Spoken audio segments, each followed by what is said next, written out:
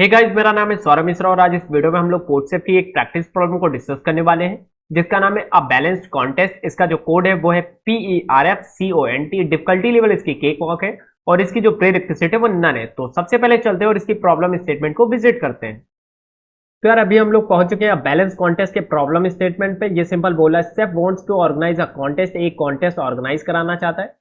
Predicting difficulty level of the problem can be a daunting task. ठीक है, ये दिक्कत भरा टास्क है तो हमें ये टास्क सॉल्व करना है। Chef wants his contest to be balance in term of difficulty level. Difficulty level के टर्म में वो बैलेंस चाहता है। ठीक है, अब उसका कुछ अपना पैरामीटर होगा कि कैसे वो बैलेंस मांग रहा है। तो assume a contest had total P participant. Total मेरे पी पार्टिसिपेंट्स गिवन है। A problem that was solve by at least half of the participant. यानी कोई ऐसी प्रॉब्लम है अगर p/2 कम से कम p/2 लोग उसको सॉल्व कर लेते हैं तो वो मेरी केक वॉक में काउंट की जाएगी। Set to be cakewalk difficulty. A problem solve by at least max p/10, यानी मैक्स से मैक्स p/10 ही लोग सॉल्व कर पाते हैं। वो मेरा क्या होगा, वो मेरा होगा participants is characterise to be a hard difficulty. तो उससे क्या चाहता है, बैलेंस रखना चाहता है। According to him a balance contest must have exactly 1 cakewalk and exactly 2 hard problems. वो चाहता है कि जो उसका जो कॉन्टेस्ट हो उसमें एक केक वॉक हो, 2 हार्ड हो। Now you are given the description of n problem। हमें n problem का डिस्क्रिप्शन दिया जाएगा and the number of participant solving this problems, और कितने पार्टिसिपेंट ने उस प्रॉब्लम को सॉल्व किया है। Can you tell whether the contest was balance और नॉट। हमें बताना है कि कॉन्टेस्ट बैलेंस है कि नहीं। तो इनपुट में मेरा क्या गिवन है, the first line of the input contain an integer t, यानी number of test case denoting the number of test case. No अब क्या बोला गया, the first line of each test case containing 2 space separated integer n and p denoting the number of problems and number of participants respectively. N और P का मतलब क्या है, कितने पार्टिसिपेंट्स, कितने बेसिकली प्रॉब्लम्स है, और पी बता रहे हैं मेरे कितने पार्टिसिपेंट्स टोटल पार्टिसिपेट कर रहे हैं उस कॉन्टेस्ट में। और second line N space separated integer. अब मुझे एन स्पेस सेपरेटेड इंटीजर अलग लाइन में है, वो क्या बता रहे हैं कि आईएस जो भी प्रॉब्लम है वो कितने लोग सॉल्व कर रहे हैं। ये बात समझ में आती है। तो हर आउटपुट के लिए हमें क्या बताना है, यस या नो बताना है। यस मतलब बैलेंस है, नो मतलब बैलेंस नहीं है। बैलेंस का मतलब क्या है, हार्ड लेवल की 2 प्रॉब्लम, केक वॉक लेवल की 1 प्रॉब्लम। ठीक है, वो मेरा हो जाएगा बैलेंस और वहां मैं प्रिंट करा दूंगा यस। नाउ कंस्ट्रेंट में दिया गया है T comma N. Now T constraint दिया है, यहाँ पी के लिए भी कंस्ट्रेंट दिया। ठीक है, अब सब टास्क पे हमारे पॉइंट्स दिए गए। तो यार अभी हम लोग बढ़ते हैं एग्जाम्पल की तरफ। तो एग्जाम्पल में पहला यहाँ पे टेस्ट केस है जिसमें 6 दिया हुआ है, यानी नंबर ऑफ टेस्ट केस 6 है। उसके बाद मेरा पहला टेस्ट केस ये है।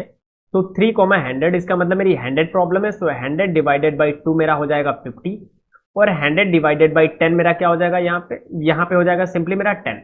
तो अगर 50 से बड़ा या बराबर है तो वो केक वॉक पे काउंट किया जाएगा। 10 से छोटा या फिर बराबर है तो वो मुझे हार्ड में काउंट किया जाएगा। और मुझे देखना है कितनी मेरे पास केक वॉक है, कितनी हार्ड है। मेरी 2 हार्ड होनी चाहिए, 1 केक वॉक होनी चाहिए। तो यहाँ पे देख सकते हो आप, केक वॉक मेरा ये 1 है और ये दोनों मेरी हार्ड है। ठीक है, तो ये दोनों मेरी हार्ड है, इसलिए मेरा ये है यस। बाकी इन दोनों का आंसर नो आएगा और इस वाले का आंसर यस आएगा, और बाकी इन दोनों का आंसर नो आएगा। आप चेक कर सकते हो। ठीक है, लाइक अगर मैं इसको चेक करूं तो इसमें तो सारी ही मेरी हार्ड लेवल की प्रॉब्लम है, इसमें सारी ही मेरी केक वॉक लेवल की प्रॉब्लम है, और इस वाली कंडीशन में तो मेरा सही है। कितनी हार्ड है मेरी यहाँ पे, एक केक वॉक है और 2 मेरी यहाँ पे हार्ड है, तो ये भी मेरा सही है। और इस कंडीशन में मेरी कितनी, इस कंडीशन में मेरी अगर 100 डिवाइडेड बाई मैं 2 करूं तो 50, और 100 डिवाइडेड बाई मैं 10 करूं तो इसका मतलब क्या है, इसका मतलब है यानी 10।